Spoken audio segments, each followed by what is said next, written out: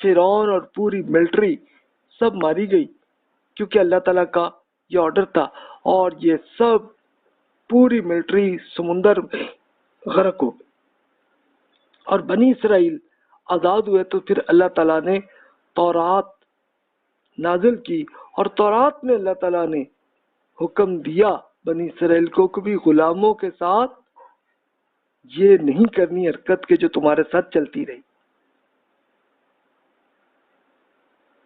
اب یہ پچھلے لیکچرز میں تمہیں تورات کے احکامات عرض کر دیے تھے، لیکن کچھ آپ کے سامنے عرض کر دیتا ہوں، کیونکہ اب بنی اسرائیل کی آہستہ آہستہ ان کی حکومت تو پوری فلسطین کے پورے ایریے میں بن گئی تھی، اور اس سے پہلے ہی اللہ تعالیٰ نے تورات کے احکامات دے دیے تھے۔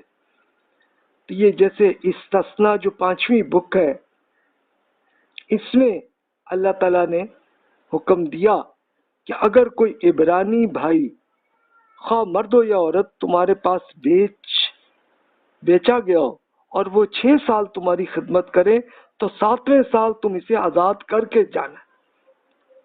یعنی اب ہوا کیا کہ جو غلام بھی آیا سامنے، تو بھی اس کو تم نے 6 سال تک چلو تم ان کی کر لو سروس، لیکن پھر اس کے بعد لازمی آزاد کرنا۔ اور پھر یہ بھی حکم دیا کہ جب تم اسے آزاد کرو تو اسے خالی ہاتھ رخصت نہ کرنا، بلکہ اپنا غلہ جس میں مویشی، پھر زرعی پیداوار، پھر صنعتی پیداوار، یہ سب ان کو دے کے دینا تاکہ وہ سیٹل ہو سکے۔ تو ذرا امیجن کریں یہ اللہ تعالیٰ کے احکامات ایسے ہیں۔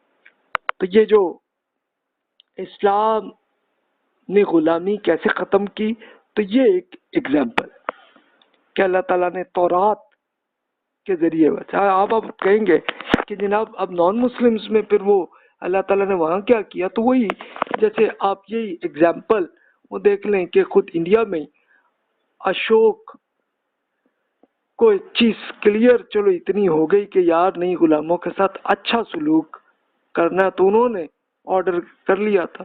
تو اسی طرح اور ملکوں میں بھی پھر جیسے وہ عراق میں سچویشن آپ پوری تفصیل سے پڑھ چکے ہیں، تو اس وقت سائرس دا گریٹ جو ذوالقرنین رحمۃ اللہ علیہ بہت اچھے بادشاہ، تو انہوں نے ایک آزادی کی تھی بہت سارے غلاموں کو۔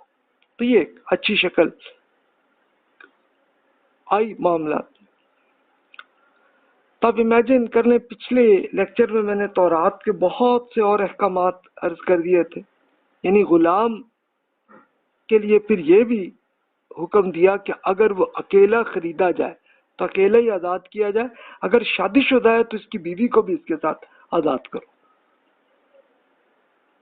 پھر یہ بھی حکم ہوا کہ اگر وہ غلام یہ اعلان کرے کہ میں اپنی آقا اور اپنی بیوی بچوں سے محبت رکھتا ہوں اور میں آزاد ہو کر نہیں جانا چاہتا، تو اس کا آقا اسے قاضیوں کے پاس لے جائے اور اسے دروازے یا اس کی چوکھٹ پر لا کر سوئے سے اس کا کان چھید دے، تب وہ عمر بھر اس کی خدمت کرے گا۔ یعنی یہ بھی وہ غلام کے جو آزادی نہیں چاہتا، وہ چاہتا ہے کہ میں اپنے آقا کے ساتھ ہی ساری زندگی رہنا چاہتا ہوں، تو ٹھیک ہے کہ پھر وہ قانونی طور پر اس کے قانون پہ چھید کر کے ایک وہ یہ جس طرح خواتین کا کرتے تھے اس طرح کا کر لو، چلو وہاں سے آئے گا، پھر وہ ہمیشہ رہے گا غلام جب تک زندہ ہو۔ لیکن وہ کیوں؟ ظاہر ہے کہ ہر غلام آزادی نہیں چاہتا۔ کیوں؟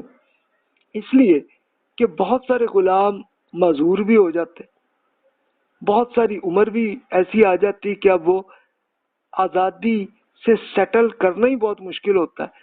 جب تک آقا کے گھر میں وہ رہ رہے ہیں، چلو جو بھی گھر کا کام اور جو کچھ بھی وہ کر رہے ہیں، لیکن وہاں گھر پہ کھانا بھی مل رہا ہے، کپڑے بھی مل رہے ہیں، گھر بھی ملا ہوا ہے جہاں پہ وہ رہ سکے۔ لیکن آزاد ہو جائیں تو پھر کوئی رہنے کی جگہ ہی نہیں ہے، اور کہاں سے فائنینشیل وہ کچھ کر ہی نہیں سکتا۔ تو اس نوعیت کے غلام تھے کہ جو نہیں کر سکتے تھے، کوئی ان کے پاس کوئی آپشن ہی نہیں تھی، اس لیے یہ تھا۔ پھر اللہ تعالیٰ نے یہ حکم دیا کہ اگر کوئی شخص اپنے غلام یا کنیز کو لاٹھی سے ایسا مارے کہ وہ فوراً مر جائے تو پھر اسے لازماً سزا دی جائے. کسے؟ آقا کو سزا دی جائے. پھر یہ بھی ہوا کہ اگر کوئی آدمی اپنے غلام یا کنیز کی آنکھ پر ایسا مارے کہ وہ پھوٹ جائے تو اس کی آنکھ کے بدلے اسے آزاد کرو. اور اگر کسی غلام یا کنیز کا دانت مار کر اسے توڑ ڈالے تو اس کے دانت کے بدلے بھی اسے آزاد کرو. یعنی کوئی بھی اگر تم نے تشدد کیا تو پھر اس غلام کو آزاد کرو. اچھا آپ کہیں کہ یہ اللہ تعالیٰ کے احکامات تو بڑے اچھے تھے لیکن اب اس پہ عمل بھی ہوا. تو جب تک انبیاء کرام علیہ السلام بنی اسرائیل میں رہے تو تب تک تو اس پہ عمل رہا. لیکن جب انبیاء کرام علیہ السلام سے انحراف بنی اسرائیل نے کیا تو پھر تو وہی جس طرح نان مسلمز ممالک میں جو چل رہا تھا وہی جاری رہا. یعنی اب اسپیشلی سب سے زیادہ جو گولڈن ایج جو ہے وہ حضرت داؤد اور سلیمان علیہ السلام کی حکومت تھی. تو اس میں تو غلامی ختم ہی ہو گئی تھی، اور اگر تھی بھی تو بس وہی غلامی تھے کہ جو آزادی نہیں چاہتے. تو ٹھیک ہے چلو ان کو جاب تو ملی ہوئی ہے نا، تو بس وہ تھا ان کا معاملہ. لیکن آزادی ان کو پوری حاصل تھی، سب معاملہ ایسا تھا.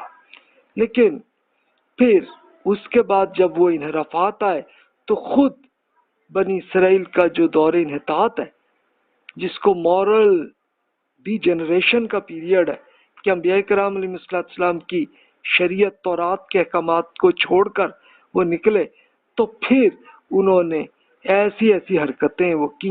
اب منفی ایگزامپلس خود بائبل میں ہی آپ کو ملتی ہے کہ تمہارے غلام اور تمہاری کنیزیں ان قوموں میں سے ہوں جو تمہارے ارد گرد رہتی ہیں، ان سے تم غلام اور لونڈیاں خریدو.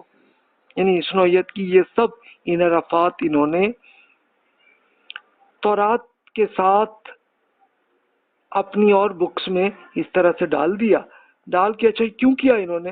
یعنی ہوا کیا کہ اصل میں تورات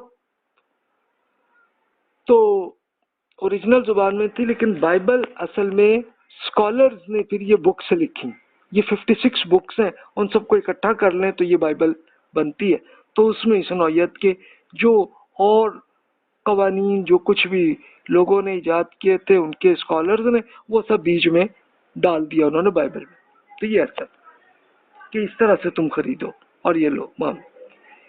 تم چاہو تو پردیسیوں سے سود بھی وصول کر لو لیکن کسی اسرائیلی بھائی سے نہیں کرو.